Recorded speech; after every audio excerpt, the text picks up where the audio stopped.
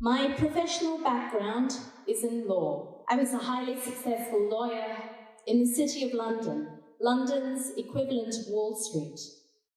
I worked for the top firm in the UK, specializing in structured finance. My clients were the top investment banks, multinationals, and governments. Although outwardly successful, inwardly, something remained deeply unfulfilled. I had a choice: to remain in this career that I'd been working so hard for,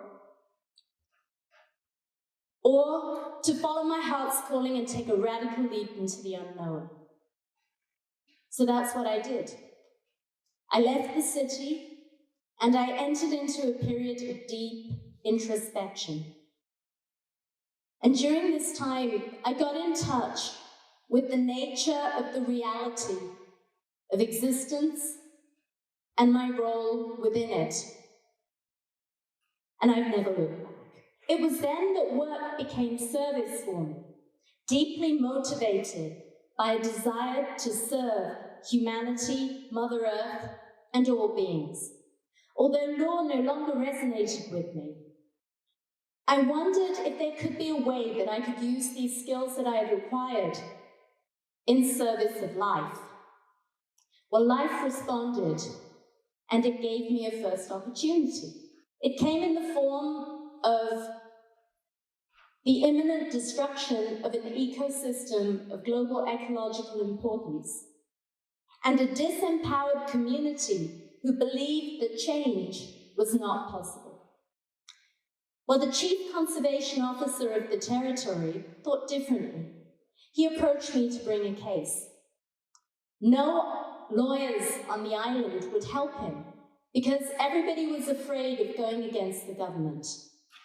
I saw it as an opportunity to serve, and I took it.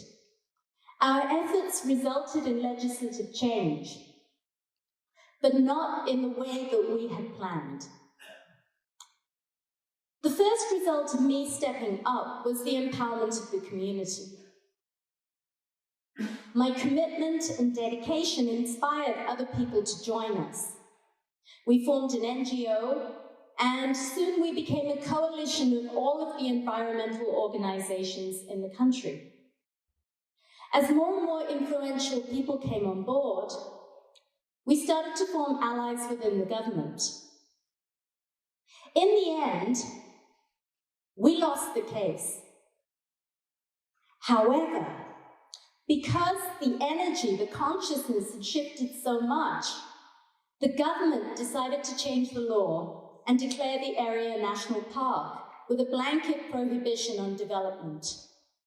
Had we won the case but the consciousness not shifted, the highest outcome in court is that the decision goes back to the planners.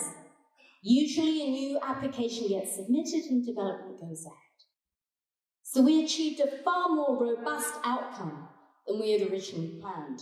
It was in this case that I got some of my key learnings, experiential learnings, about how change happens. My first learning was that all change or transformation happens at the level of consciousness first, at the energy level. And fortunately, there are some amazing tools out there for working directly on this level. One of my favorites is the systemic constellation. The second thing that I learned was a different way of working, of being a channel for grace, being a conduit for a power greater than myself to work through me in service of the highest good. When working in this way, everything felt effortless. It felt as if the whole universe was conspiring to help me. I also learned that when being a transformation agent, it's not so much what you know, but it's who you are. The personal qualities that we embody is really important.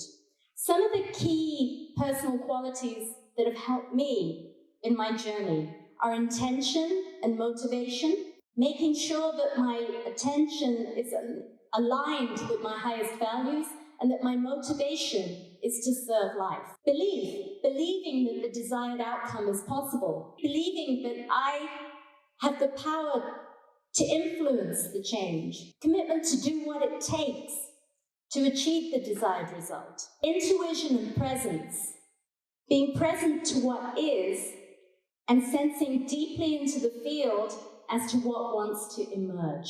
Courage to go against the grain and to be the one that takes action. Willpower to keep on taking sustained action even when things don't look as if they're going my way. And soul power. Mahatma Gandhi described this as a power that comes from a commitment to truth, love, and non-violence, which makes us an unstoppable catalyst for social transformation. I also discovered that systemic problems need systemic solutions. I was able to see the blind spots in the system and the need for systemic change in the law. If our country was a living being, law is like the DNA, the code by which the nation expresses. We all know that words have power because it carries the power of intention. When words are written down, they're even more powerful. And when they're actually driven into law, they have a tremendous force for dictating how the system operates. At the moment, we have separation from nature encoded into our societal DNA in the form of law. Nature is outside the system.